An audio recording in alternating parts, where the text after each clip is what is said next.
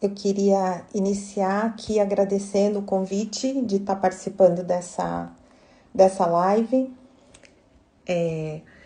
para a Sociedade Paulista de Reumatologia e queria também iniciar parabenizando os médicos, né, pelo dia de hoje.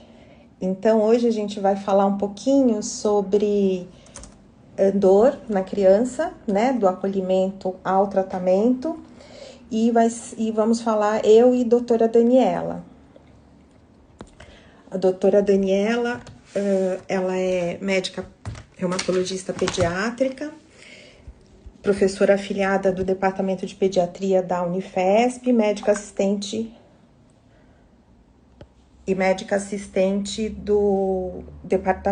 da disciplina de reumatologia da Unifesp. Eu sou médica reumatologista pediátrica também, responsável pelo serviço de reumatologia da Santa Casa, docente da Faculdade de Ciências Médicas da Santa Casa e médica reumatologista do Hospital Infantil Darcy Vargas. E hoje a gente vai começar falando um pouquinho sobre a dor na criança, né? Então, a dor na criança é um assunto extremamente importante, né? Porque ele é muito frequente, tanto no consultório do pediatra, quanto no consultório do reumatologista pediátrica. A dor, ela pode se manifestar de várias formas, né? Tanto do ponto de vista comprometimento articular, quanto comprometimento de partes moles. Ela pode ser mais ou menos intensa e a etiologia dela são bastante variável, né? E tem alguns sinais aí que vão fazer a gente valorizar mais, né? Se preocupar mais, que vão servir como sinais de alerta. Eu vou esperar só um pouquinho, a doutora Daniela tá tentando entrar, só um pouquinho para a gente começar. Enquanto isso, a gente vai conversando. Então, nessa live, a gente está focando um pouquinho mais na dor em membros benigna, né? Só um minutinho para a gente ver.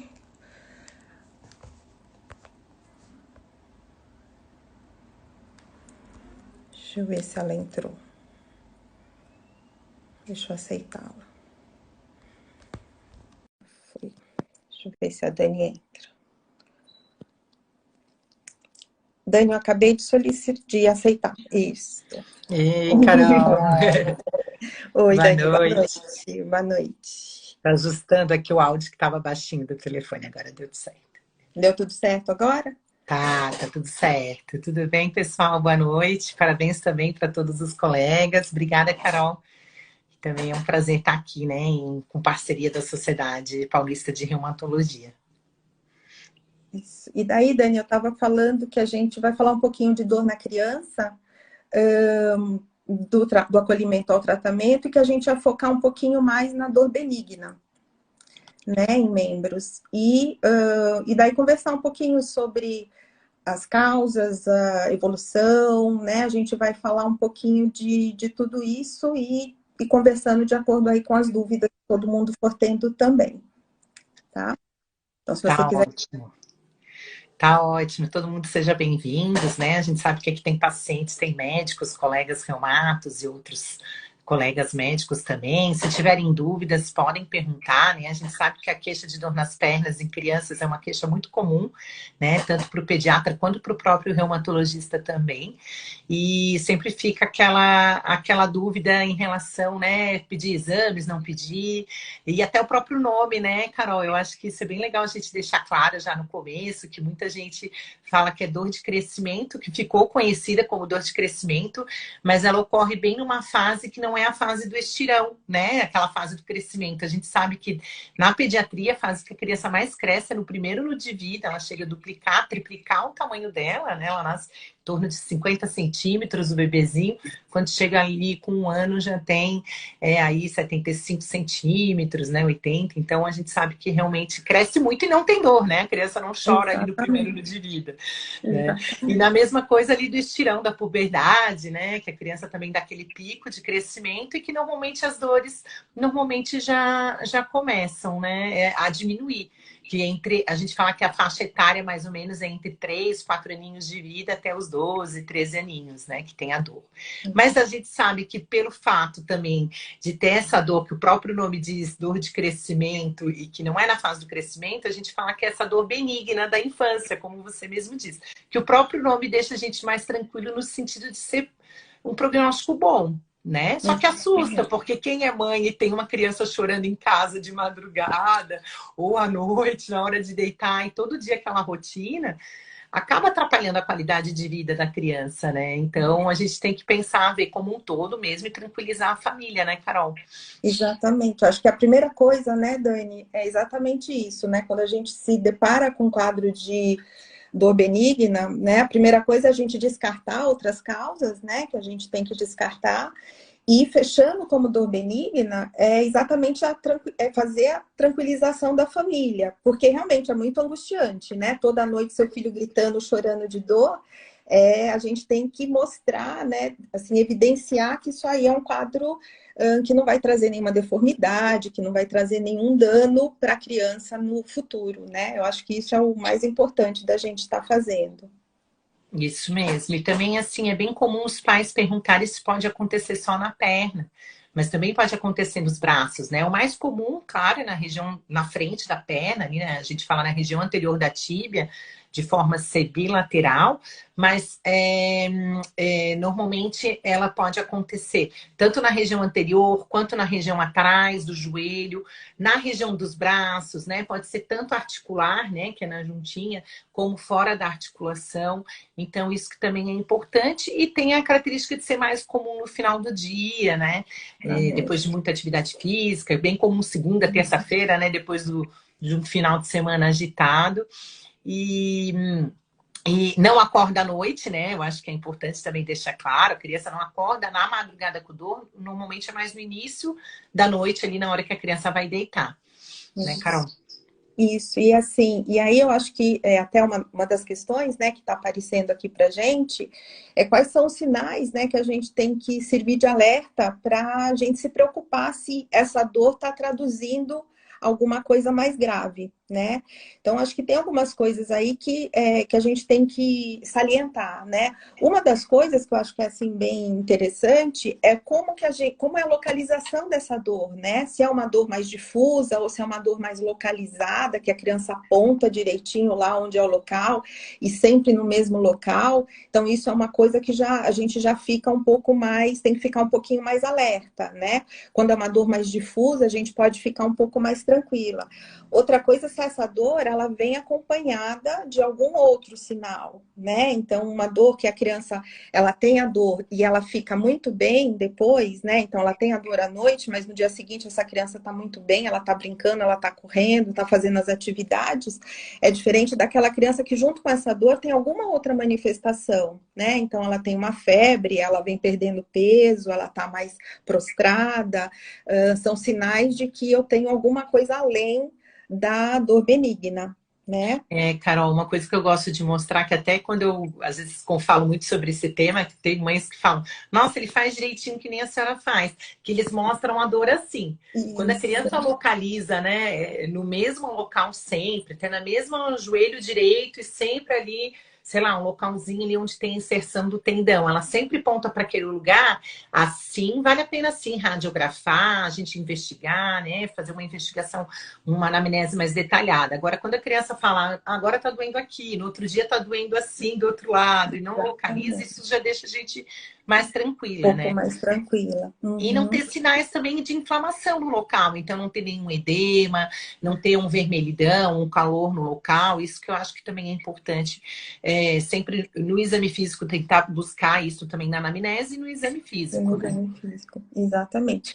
Que é quando a gente vai ver, né? Vai assim, ver a necessidade de fazer uma investigação maior, né? Então, é quando eu tenho esses sinais de alerta que a gente vai procurar fazer uma investigação mais importante, atrás de outras causas também, né? Porque, e sempre lembrar, né, que essa dor benigna, ela sempre vai ser a nossa exclusão, né?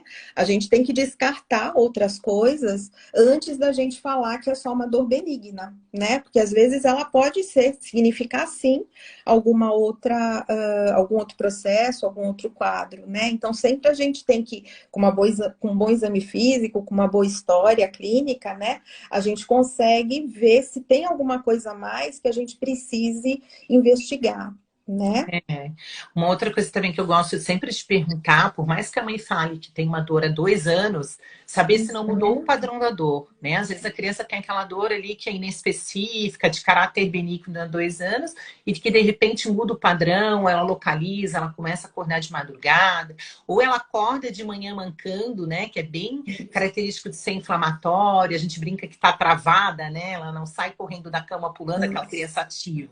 Ela já acorda meio mancando, dificuldade para escovar os dentes, para abrir um potinho ali de sucrilhos, né? De tomar as refeições ali de manhã, principalmente pela manhã, que são os sinais inflamatórios. Então, essas sim, tem que levar a mãe a procurar um médico, né? O especialista, e também o especialista a fazer exames de investigação. Acho que isso também é bem importante, né? E vamos falar um pouquinho, então, do que é o normal, de repente, falar do que, né, a característica também é normal, que eu acho que é importante, porque as mães sempre perguntam, e às vezes fala que tem que, se tomar anti-inflamatório, tem que investigar, que às vezes melhora só com massagem, com calor. Quer comentar um pouquinho, Carol? Então, normalmente a dor benigna, né, ela tem essa característica, né? Então, ela é mais noturna, né, no final do dia, ela tem essa questão de ser associada com atividade, então, geralmente é no dia que a criança brinca mais, ela corre mais, pula mais, aí à noite ela tem a dor. Né? E ela normalmente ela melhora quando a gente faz a massagem, quando a gente faz um calor local, essa criança ela acalma, né? Ela melhora da dor. Normalmente a gente não tem necessidade de entrar com um anti-inflamatório, né? A gente pode fazer um analgésico comum e a criança responde muito bem com esses cuidados, né? Diferente de um quadro inflamatório, por exemplo, né? Que daí eu não vou ter essa resposta só com a massagem, só com o calor local. Né? Então, eu costumo muito orientar, né, a mãe a fazer alongamento, né, que é uma coisa que ajuda também, né, quando ela tem esses quadros de dores. E uma coisa que eu acho que é importante também, né, Dani, é sempre manter a atividade física, né, dessas crianças, né? Então, a gente vê que é bem comum, assim, a criança começa com a dor, a primeira coisa que faz, eu vou parar tudo porque ela tá com dor e a gente não pode fazer mais atividade física. E é justamente o contrário, né? A gente tem que orientar a manter essa atividade. E a criança, ela tem essa disponibilidade, né? Porque ela, como a gente falou, no dia seguinte ela tá muito bem. Ela tem a dor à noite, mas no dia seguinte ela tá super ativa, ela tá com a atividadezinha dela, ela faz as coisinhas dela, ela não tem nenhuma incapacitação, que é uma coisa importante, né? Diferente das outras nossas, né? Das outras patologias. É isso mesmo, Carol. Eu acho que é importante, inclusive, incluir na anamnese, né, o reumatologista até a rotina do sono, né? A gente na pediatria está acostumada a perguntar se o sono é agitado da criança, se não é, mas é importante o reumato também perguntar as características do sono, se tem uma rotina, né? Às vezes a gente sabe que a criança, pelo fato de sentir a dor, que a gente sabe que ela existe, quer a massagem da mãe, quer a presença da mãe ali, porque, né, lê o livro com ela, deita com ela, faz aquele carinho. Então, a rotina do sono também é importante, saber detalhes, fatores de melhora e de piora dessa dor, né? Que eu acho que também é importante. E uma característica importante também, como a gente tem muitos colegas reumatologistas, é saber que quando também tem alguns sinais de alerta que a gente acabou deixando passar, por exemplo, dores muito localizadas, né? Na mão, no pé, nas costas, né? Coluna cervical, coluna lombar, são locais em que criança não reclama de dor, né? Então, a criança, por exemplo, ela até pode estar com um machucadinho ali, mas ela está correndo, pulando, né? Uma unha encravada, por exemplo, né? Mas, assim, ter uma dor nas costas, por exemplo, diferente de uma lombalgia crônica em adultos, em criança deve ser investigada, né? Qualquer dor lombar dor nas costas em criança tem que ser investigada. Então, eu acho que é importante passar isso para os colegas reumatologistas aqui que estão nessa live para nos assistir, né? Uhum. Ainda mais agora com o uso de eletrônicos, né? A gente vê muito isso. As Exatamente. crianças aqui com a tela, então muita cervicalgia, né? Dor aqui no pescoço.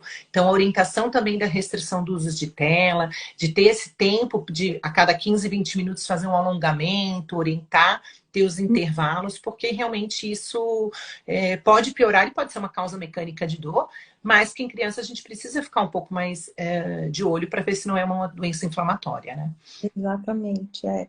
E a gente percebe isso, né, agora com a história da pandemia, né, que todo mundo mais online, né, as atividades online, o uso dos eletrônicos muito mais intenso, né, muito mais frequente. Então a gente começa a ver mesmo mais queixa, né? As crianças vêm se queixando mais mesmo, né, de dores, né? E uma das coisas que a gente tem que ver aí, falando também para os colegas, é exatamente isso, né? No exame físico, porque às vezes é muito comum a pessoa acabar taxando de ver de logo de cara como uma dor de crescimento, né? E às vezes no exame físico a gente consegue detectar essas alterações, né? Então, crianças que têm algumas alterações ortopédicas que levam a quadros de dor em membros, né? Então, crianças que têm o pé plano, que têm uma alteração, uma escoliose importante, alguma coisa, que pode fazer com que eu tenha dor, né? E que no exame físico eu consigo detectar isso daí, né? Antes de nem precisando de exames, né? De grandes exames, né? É verdade, Carol. Eu vi que tem uma pergunta aqui da Nacife, que ela está parabenizando pela live, se existe alguma relação da dor de crescimento com a hipermobilidade. Né? Então, eu costumo até brincar agora na época do Halloween, né? Que vai chegar agora final de outubro, eu falo para as crianças, ó, sabe o esqueletinho do Halloween? Né? A gente é assim por dentro, e lá tem o músculo e tem o ligamento, que é o tendão, né? Que tem que ligar o músculo como se fosse um elástico no osso para ele não cair.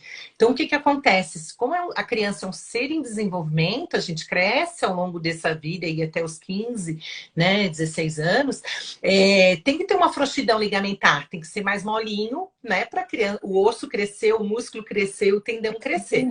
E tem crianças que têm maior hipermobilidade, que é aquela frouxidão ligamentar, pelo próprio natural da idade, mas tem crianças que sentem a dor, que é quando a gente fala que realmente tem essa síndrome da hipermobilidade. É bem comum, sim, né, Nacife, que você comentou, crianças que terem dor em membros, às vezes ter essa hipermobilidade, às vezes pode fazer até um quadro de volume articular, aumento de volume articular, recorrente, né, que a gente acha que pode ser uma artrite crônica, mas na verdade acaba sendo recorrente e que muitas vezes a fisioterapia nos ajuda no fortalecimento muscular, né, fazer atividades como andar de bicicleta, né, alongamento e o trabalho de fisioterapia para o fortalecimento muscular. Você quer comentar mais alguma coisa, Carol, sobre esse tema que é super importante? Né? Exatamente.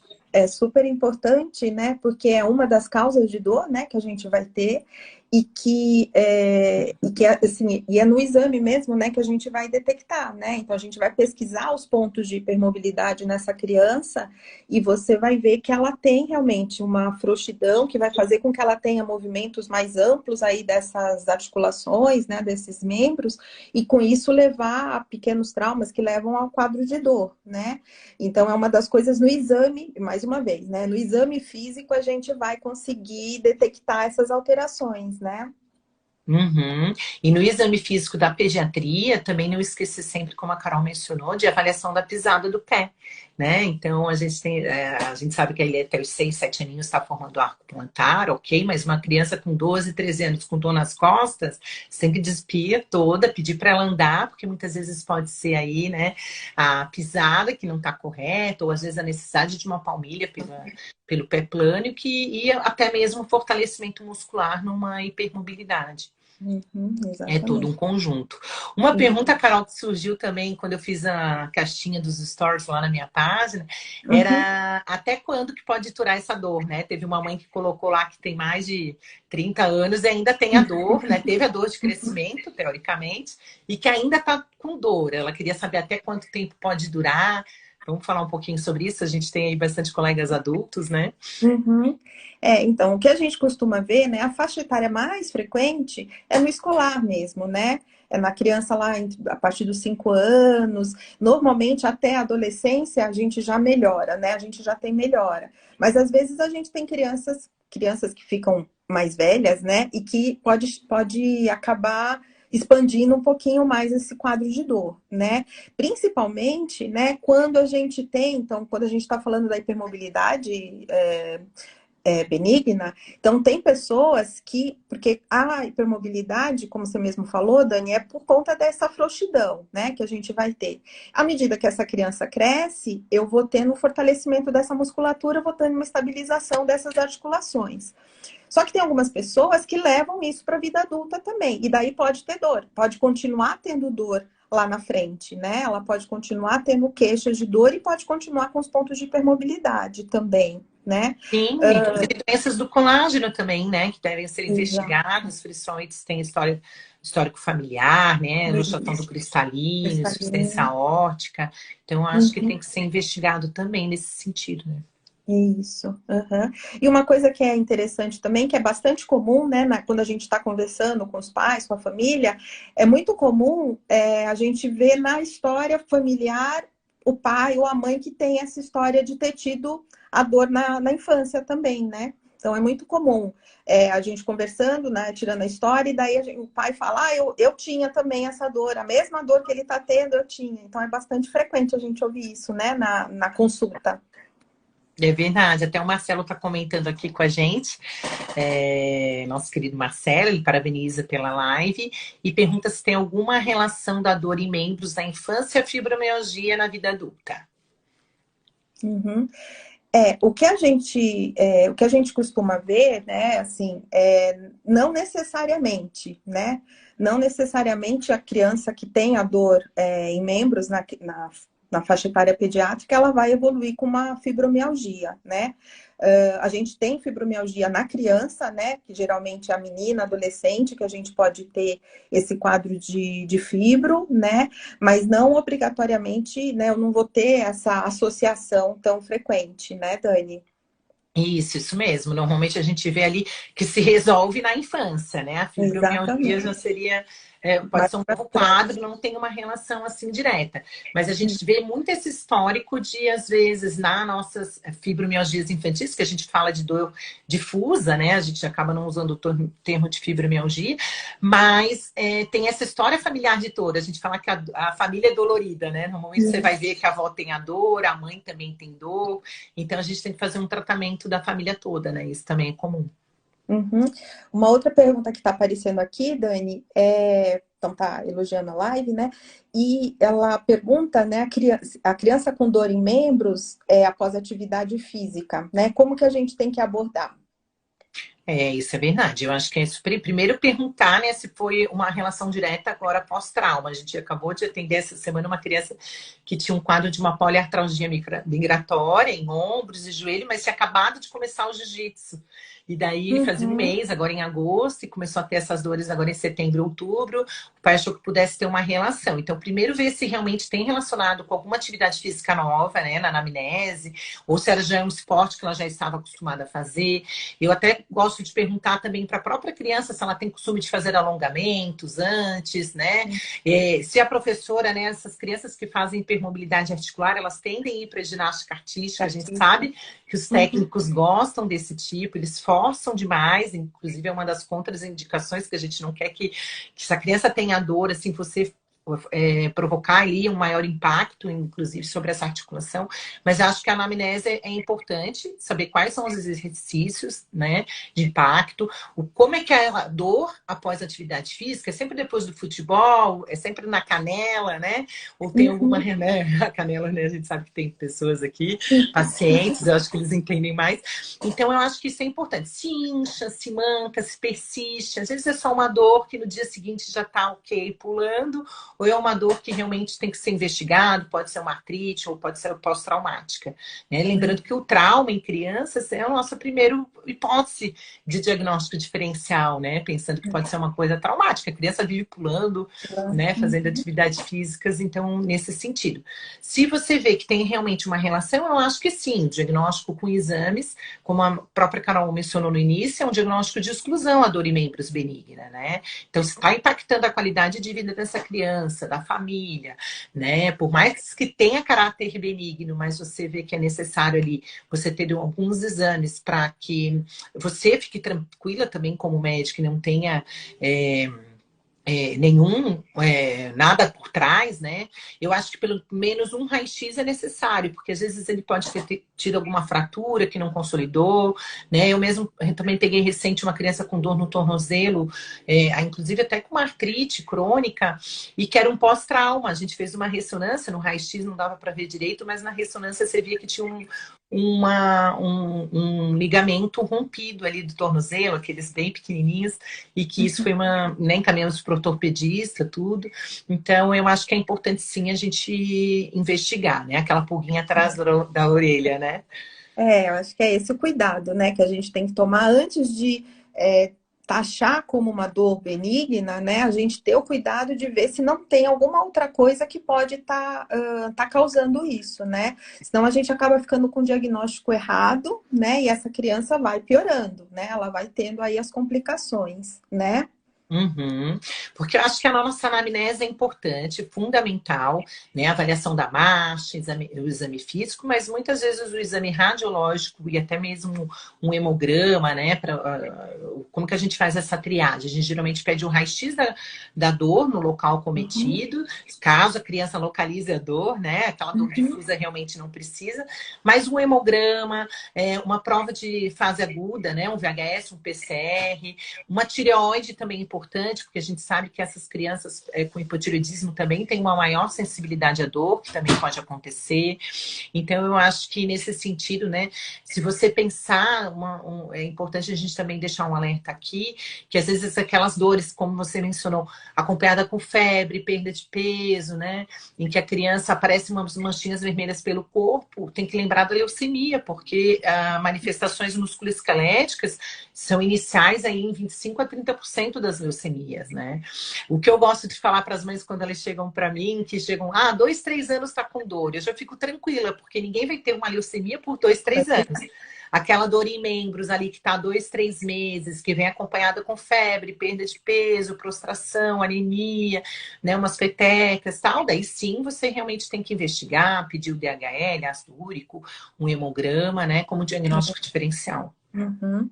Lembrar também de as anemias hemolíticas, né? Então, doença falciforme, né? Que pode cursar com crises dolorosas, né? E que a gente precisa também fazer o diferencial. Quer dizer, eu acho que aqui é importante a gente abrir as possibilidades, né? Lembrar da dor benigna, só que lembrar que eu tenho outras possibilidades aí, de acordo com a história e com o meu exame, aí a gente vai ter que fazer essa investigação, né? É isso mesmo, Carol. Acho que é bem importante isso, porque a gente sabe que às vezes no início a criança também, como a gente, é um sinal de alerta para reumatismo, né? Para artrite idiopática juvenil. Às vezes a criança não vai saber dizer, né? Então é importante os pais perceberem, né? Uma articulação mais inchadinha, um joelho, um edema, né? As crianças que são mais gordinhas muitas vezes acaba passando despercebido. Normalmente na IJ, né? Artrite idiopática juvenil, não tem também uma dor, não é uma dor, é uma dor. Não sei se você percebe isso na prática clínica, mas a criança acaba se acostumando com a dor, né? Não é uma dor que chama tanta atenção quanto, por exemplo, uma dor de uma febre reumática, em que a criança chega até carregada no colo, né? Com dor, bem importante nesse sentido. Então, até afastar infecções pregressas, infecções atuais, eu acho que é importante também na anamnese. E pensando também nas linfoproliferativas, isso que você falou da dor é uma coisa importante, né? A dor nessas linfoproliferativas, nas leucemias, é uma dor bem mais intensa. Recentemente a gente teve um caso também de uma criança que começou com dor, mas era uma dor assim que era incapacitante para a criança, né? Então, essas dores muito intensas, a gente tem que ficar um pouquinho também com o pé atrás, né, Dani? De Isso. ir atrás, né? De ver se não tem mais alguma coisa, né? A É, gente isso é tem que pensar. importante.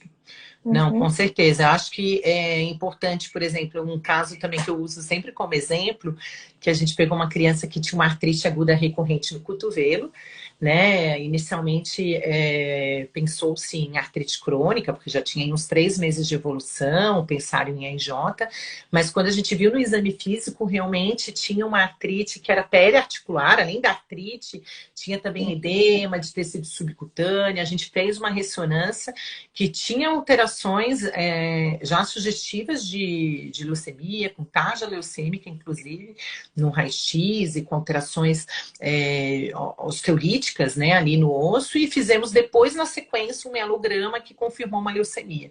Aí, uns 2, 3 meses de evolução. Na verdade, na história clínica, quando a gente fez a história mesmo, não era uma artrite crônica, a artrite, ela ia e voltava aí durante esses 2, 3 meses, né, chegava a desaparecer e voltava, tinha essa prostração.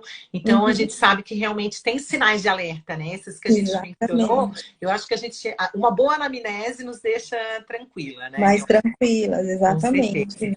Então, essa dor que é muito intensa, que incapacita, né? Porque a dor benigna, a criança ela não fica incapaz, né? Ela tem as atividades dela, ela tem a dor, né? Ela acorda, pode acordar, né? Antes lá, comecinho da noite, ela tem a dor, fica com dificuldade, precisa fazer a massagem, mas no dia seguinte essa criança está muito bem. Uma criança que tem uma dor e que fica incapacitada, né? Que ela não consegue fazer as atividades dela, essa dor a gente tem que ficar um pouquinho mais, a gente tem que ter um pouquinho mais de cuidado, né? É isso mesmo, Carol. Eu acho que a gente podia partir agora para a parte do tratamento, que é uma coisa que também Uhum. angustia um pouco os pais, como a gente falou em relação à massagem, né? Que muitas vezes fala, nossa, mas eu faço massagem não melhora. E muitas vezes melhora, né? Eu acho que a principal parte dessas crianças que têm dores é você acolher a família, acreditar que realmente a criança tem dor, né? Às vezes eles viram pra gente e falam, mas ela tem dor mesmo, não é só para chamar atenção, né? E tem crianças que têm uma maior sensibilidade mesmo à dor, né? Porque uma das causas, a gente acabou não mencionando aqui logo no início, mas que a gente seria aquela. Tem várias, né, possíveis, né, etiologias, né, Carol, para essa causa da dor em membros. Mas uma delas seria, a gente fala que é o relaxamento da face muscular, que seria aquela capinha do músculo, né? E que Uhum. quando chega no final do dia, relaxa, né? Faz um relaxamento dessa face e que a criança que tem uma maior sensibilidade à dor acaba reclamando mais, né? E isso é muito individual, a percepção da dor de cada pessoa. Então, Uhum. por isso que muitas vezes a massagem melhora, o aquecimento também melhora, né? Então, acho que principalmente acreditar, mostrar para a família que existe, acolher essa família e explicar o que pode ser feito para aliviar a dor, né? Explicar que passa aí em horas, minutos, que normalmente não é de longa duração, para ela saber o que fazer ali às 9, 10 horas da noite, que é quando acontece, né? Ou no início da madrugada. Uhum. Uma outra coisa que também ajuda a tranquilizar um pouco a família, né, é a gente mostrar, que acho que até uma pergunta agora que eles que acabaram de fazer, sobre se elas podem ser esporádicas, com intervalos grandes. Uma coisa que eu, assim, que eu gosto de fazer é pedir para fazer o mapa da dor, né? E daí você vê, a gente consegue mostrar para a mãe, para o pai, né, para a família, que ó, essa dor realmente está espaçando, que é o que a gente costuma ver, né, Dani? Então, às vezes, a criança tem dor toda noite a criança acorda com dor, precisa fazer massagem, tomar remédio. E com o tempo, essas dores elas vão ficando mais esporádicas, né? O intervalo entre elas vai ficando maior. E quando a gente coloca isso no papel e mostra para a mãe, né, que olha, que tá, realmente era todo dia, agora já não é mais todo dia, já está uma vez por semana, uma vez a cada 15 dias, isso também ajuda a tranquilizar, né, essa família. E eu acho que isso é bem importante, né? É a gente tranquilizar essa família de que é um quadro benigno, que não vai trazer nenhuma repercussão para essa criança, né? Não vai deixar uma deformidade, não vai deixar essa criança com uma incapacidade. Então, isso é bastante importante. Eu vi que teve uma pergunta aqui do Pedro Saelin, que falou que perguntou o intervalo, justamente o intervalo das dores. Ela disse que o filho dela teve dores umas 3 vezes por semana e agora já faz mais de um mês que não reclama mais. Né? E se isso se essas dores podem ser esporádicas com intervalos maiores. Sim, pode, né, Carol? Que foi o que a gente mencionou. Exatamente. Pode Uhum, acontecer de pode. ter aí uma semana mais intensa aí, principalmente agora no frio, né? Que aqui em São Paulo, né? A gente está em São Paulo, Uhum, tá um friozinho, que tem essa uhum, questão aí da contração, né? Da face muscular também, para manter a temperatura do nosso corpo interno. A gente acaba sentindo um pouco mais de dor, então é comum isso também. Essas crianças que são mais sensíveis à dor ter um pouco mais e às uhum, vezes ficar 1, 2, 3 meses sem ter dor e voltar a ter dor novamente.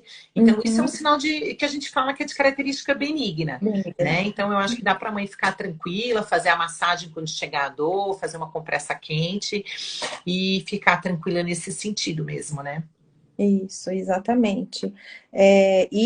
Assim, e manter a observação, né? A gente, eu acho que tem que ficar observando e percebendo esse espaçamento que até que essa dor ela acaba não acontecendo mais, né? Então, quando chega lá perto da adolescência, essa dor realmente já melhorou, né? Essa criança já não está tendo mais as dores como ela tinha antes. E uma coisa que você também falou é a associação com a atividade física, né? Então, quando a criança tem um dia, uma semana que ela teve mais atividade, que ela fez mais coisas, ela vai ter dores com mais frequência, né? Quando isso espaça um pouco, aí melhora também, né? Isso. Mas lembrando que a prática de atividades físicas, Sim, ela faz parte do ela tratamento. faz parte do tratamento, Que a gente exatamente. fala que ela fortalece a musculatura, né? Ela faz essa questão até da melhora do sono em relação à criança dormir melhor, Uhum. liberação de endorfina, né? Então a percepção da dor também melhora e o alongamento. Então, além do, foi uma semana mais intensa que a mãe relata que tem muita relação com a atividade física, vê essa questão mesmo do alongamento, se não está fazendo um pouquinho, se não está puxando um pouquinho mais naquela semana, mas é importante a gente manter uma prática aí contínua eu brinco que para a gente sair da inércia sempre dói, né? Até a gente, quando vai fazer uma caminhada, muito tempo, Exatamente. 2, 3 meses sem fazer ginástica, a primeira semana vai doer mesmo, né? Exatamente. O primeiro dia da academia é aquele dia que você não consegue andar no dia seguinte, né? Isso, mas é importante a gente ter a rotina da frequência dos exercícios, né? Eu acho que isso é super Uhum. importante, né? Isso. Tem uma pergunta aqui da Milene. Crianças após brincar e ter dor incapacitante por 4 dias é uma característica da artrite idiopática juvenil? Então, depende se a criança já tem o diagnóstico ou não, né? Eu entendo que ali ela está brincando e não tem o diagnóstico de artrite. A artrite idiopática juvenil, a gente primeiro define a artrite, que é a inflamação da articulação. Então, ela tem sinais inflamatórios ali naquela articulação, que seria aumento de volume, temperatura, né? O aumento do calor local. A mãe coloca a mãozinha, vê que está sempre mais quente, mesmo sem febre, né? Pode estar vermelhinho. Ou ela não consegue esticar, né, o bracinho ou o joelho, tá mancando. Então a gente vê que tem sinais inflamatórios. E para ser a IJ, que é a artrite idiopática juvenil, a gente fala que essa juntinha tem que estar inflamada, né? A articulação tem que estar inflamada por mais de 6 semanas, né? Então só o fato de fazer uma atividade física que 4 dias ela fica com dor não é um critério para a IJ, né? Mas se está preocupando a mãe, vale a pena passar com um pediatra, com um colega reumatologista, sim, para ver se tem alguma relação. Mas assim, se ela não tem o diagnóstico ainda, não é uma característica de artrite idiopática juvenil ainda. Né? É, Então, acho que dá para ficar tranquila. você tem que ter o processo inflamatório, né? Que é exatamente isso que a gente falou, né? A gente não, na dor benigna, a gente não vai ter o processo inflamatório. Na IJ, a gente tem o processo inflamatório, né? Isso, que principalmente pela manhã, né? Que a criança fica com mais tempo, né? Dura 1, 2, 3 horas, pode ficar até o dia inteiro com a articulação inchadinha, com a dor principalmente. Já a dor benigna, ela é mais transitória, né? Pequenininha, ali dura pouco tempo, 15 minutos, 5 minutos, 1 hora, e a criança, né? Corre, pula, brinca, né? Então a gente já fica mais tranquila nesse ponto, Uhum. né? Acho que ela colocou aqui, no caso, ele tem. Eu entendi, Ah, então, que ele tem o diagnóstico, né? Eu acho que é isso. Ah, daí sim, isso. Ah, Quando tem o perfeito. diagnóstico de EIJ, às vezes é comum a criança, sei lá, foi no pula-pula, né? Já estava bem ali daquela articulação, já está em tratamento com metotrexato, inclusive, e de repente foi num pula-pula no domingo e inchou a juntinha, fez um, né? Esforçou ali e acabou inchando um pouquinho mais, né? Se fica também persistente, às vezes dura ali 2, 3 dias, pode ser alguma coisa mais em que, né, melhore espontaneamente, ok.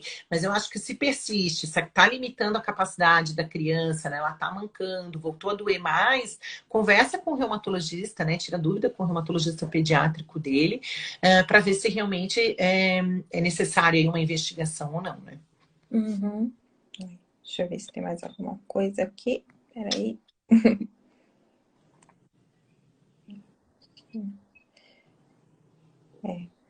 E aí, né, peraí.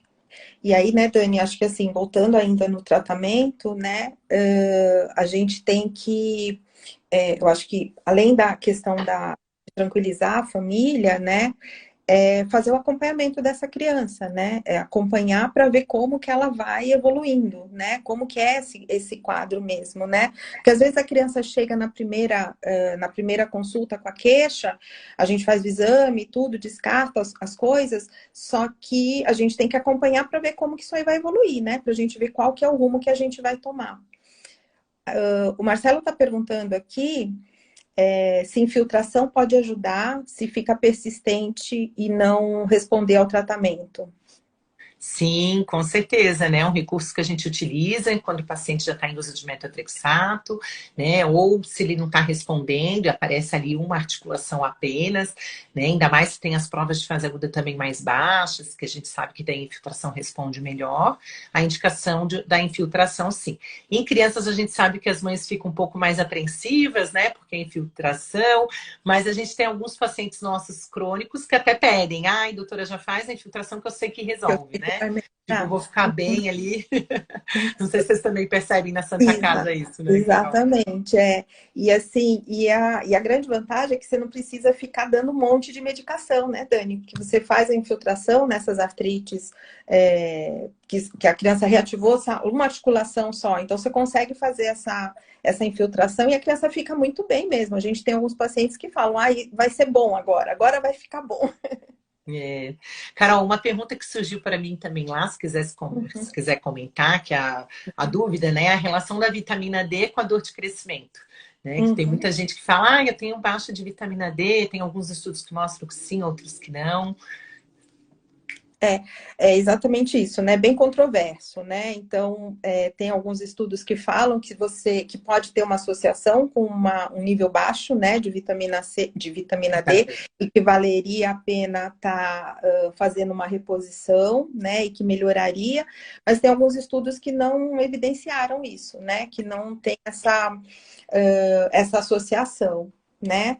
Eu não sei qual que é a prática de vocês lá na Unifesp, se você. Normalmente a gente não faz de rotina nos pacientes que têm só por conta de dor em membros, a gente acaba não pedindo a vitamina D, a gente pede mais no diagnóstico ali, né, aqueles exames que eu mencionei, né, para diagnóstico de exclusão, até mais tireoide do que a própria vitamina D. Vitamina D a gente vai mais pelos fatores de risco, né, se tem algum uso aí de medicamentos que possam fazer baixa densidade mineral óssea, Uhum. então, né, um paciente com uso crônico de corticoide, né, pacientes que têm alergia, nesse sentido de pensar em baixa densidade mineral óssea, mas não de rotina para dor em membros, não.